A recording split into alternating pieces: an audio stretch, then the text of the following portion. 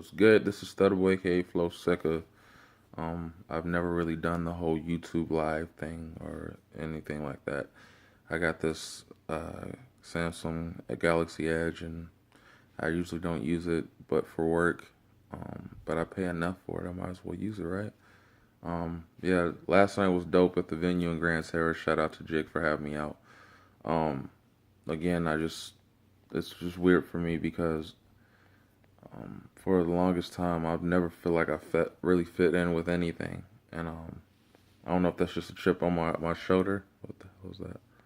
I don't know if that's just a chip on my shoulder, but I just always never really felt like I fit in anywhere, and still to a degree, I feel like I don't. But when I get around Jig or King Dice or Cam Archer, they go out of their way to welcome me, and it's always been love since I've known them. Kid Dryden as well.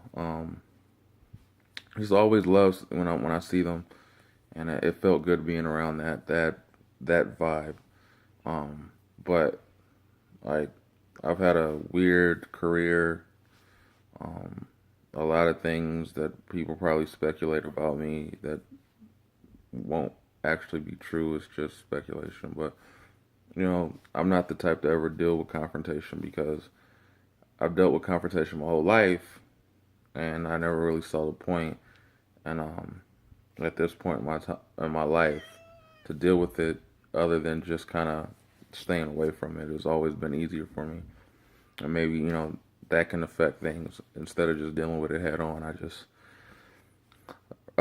take myself out of the scenario, the situation. So anytime there's been like a conflict, I just usually don't speak on it, and if I do speak on it, I vent and my own ways. So, but I just want to say thank you to everybody to show love. It's been a while since I've performed um, with work and being a dad, a new dad. It's just different for me now. But I still always have this passion for it and this love for it, and still making music. It's just a different uh, frame of mind I am now than I was before. Before this was all I thought about. Now it has to be divided with the time because I love being around my daughter and my family, and you just try to balance that all out, and you realize what's important and what you have to do to make sure your family is taken care of.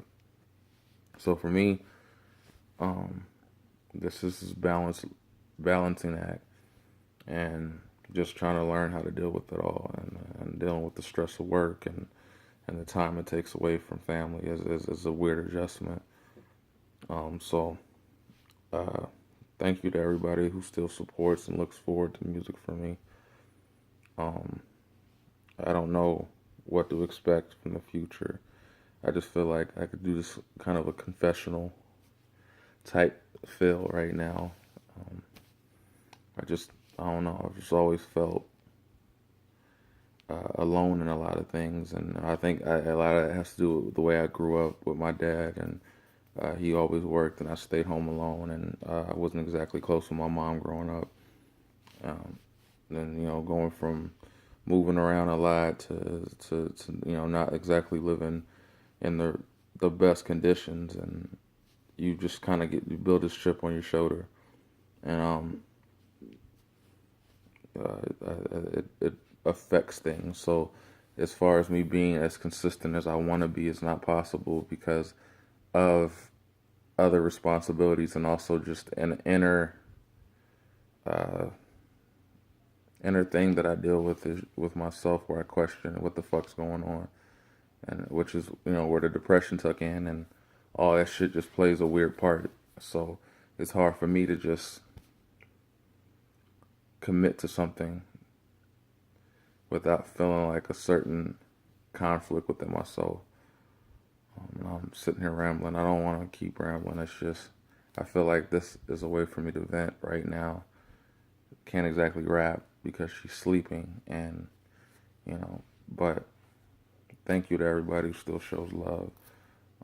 Jig for me is like a brother because when I met him, it was right before, like a year or so before Uproar, and then when he joined Uproar, we got real close, and it was always this mutual understanding because I think we saw a lot of the same things from our perspectives, and just to see how much success he has now, and how he's flourished as an artist, as a person. You know, him and his wife having a kid of their own, and him adjusting to all that and doing it flawlessly and seamlessly. It's a great thing to see, and I kind of get in awe like when we talk, because I see where he started out and I see where he's at, as far as just being in that headspace of taking it all in and enjoying it, enjoying the ride.